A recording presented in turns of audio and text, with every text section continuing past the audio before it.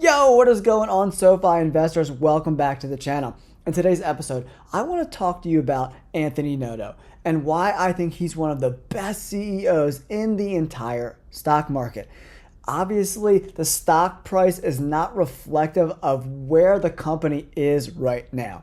And a lot of people have been freaking out that we're not going to make as much money with loans as we did last year. Take a look at this. Lending adjustment net revenue at 92 to 95% of 2023 levels. When people saw this information in the latest earnings report, people were losing their mind, right? It's been for 2 quarters where these numbers are reported less and less. As an investor, you're like, oh my God, why is this happening? This company is not as good as I thought it was. But hold on a second. The reason why Anthony Noto and SoFi is only giving out 92 to 95% of loans from 2023 is because Americans are in serious trouble. They're in trouble because their debt is going through the moon. And I want to show you guys some charts that the Fed just released to prove what Anthony Noto and SoFi are doing is absolutely so smart. It's unbelievably smart because they saw the writing on the walls that Americans' debt levels are getting out of control. So we only want to give out loans to people that we pretty much know can pay back these loans. Debt is getting out of control in America, and I'm going to show you just how crazy things are getting. If you take a look at the screen right now, this is a chart that the Federal Reserve just released, page 12 from their report. This is the percent of balances with 90 or more days of delinquency by loan type. On the left-hand side of the screen, we get to see the percentage, and on the bottom is the last 21 years worth of information. The peaks towards the middle of the screen are right by the financial crisis, right? If we look all the way to the right, that's where we are right now. In the blue is credit card debt, in the red is student loan debt, in green is auto loans, and yellow is mortgages. As we can see, the blue chart is already above pandemic levels, over 10%, approaching 11% of all loans are being reported as delinquent right now, which is a crazy amount, right?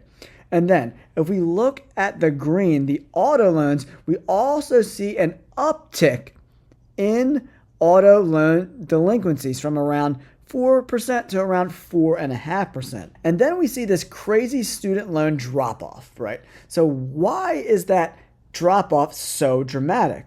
Well, it's that crazy because Congress passed a rule where if you miss student loan payments, it will not show up on your credit report until Q4 of 2024. So these numbers are artificially low for the next 2 quarters. But the Fed has mentioned in their notes that there is a substantial increase in missed student loan payments.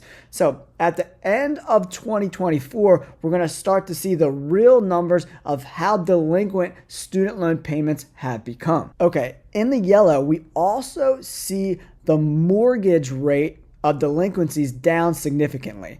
And I want to give a little bit of context to this. So 60% of mortgages right now are below 4%. So they're a lot more manageable than current loans. And also the majority of people with these small interest rate mortgages have probably bought their houses before this insane run up in home prices. So what can I get from all this data? So what I'm seeing right now is people are spending their money on their mortgages first.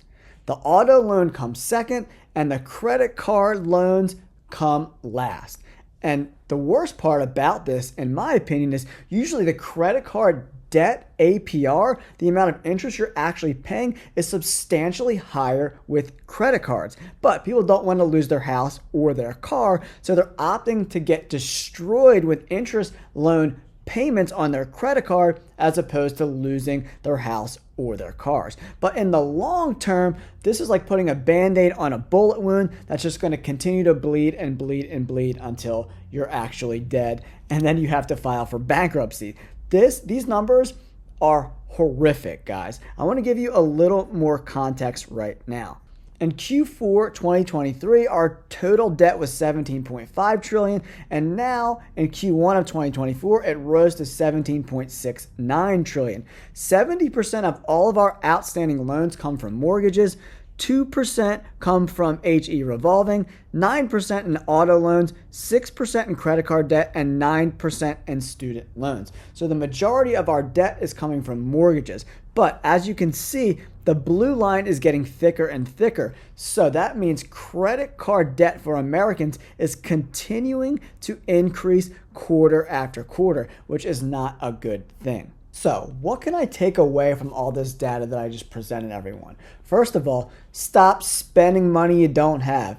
Using credit card debt is a terrible financial decision. Most APRs fluctuate between like 16 and 25% right now. And if you dig yourself a hole big enough, you're never ever going to get out of it. The second thing I got from this is, man, Anthony Noto is an absolute G. I love Anthony Noto. I'm a huge supporter of his, and this is exactly why. He saw the writing on the wall. He knew that Americans are starting to get strapped for cash, right? So even though they have the funds to give out tons of more loans, they don't want to do that because they don't want people to default on these loans and them having to eat these loans. That's what you don't want to do as a business owner of a bank, right? The CEO needs to be responsible. He needs to understand the current landscape of where we're at. And that's exactly what Anthony Noto and the board did at SoFi. They collectively came to a decision to decrease the amount of loans they were giving out because this was the responsible thing to do, everyone. I'm a proud investor in SoFi, and this is one of the many reasons why. Americans' debt keeps going up, but Anthony Noto did the smart thing and started to decrease the amount of loans that he gave out to borrowers and made the standards of getting those loans even tougher. That's what you want from your CEO. That's what I want from my CEO, especially when you're running a big bank that's in the infancy stages like SoFi. All right, let me know in the comments below. Do you support Anthony Noto and his vision for SoFi and everything he's been doing these past few quarters? I know I do. If you haven't yet, please hit that like button and subscribe to the channel. We're getting closer and closer to 1,000 subs. I can't thank you guys enough for all the support you've given me and this baby channel as we're just getting started over these past few months. I appreciate it. Thank you again. We'll catch you on the next video. Peace.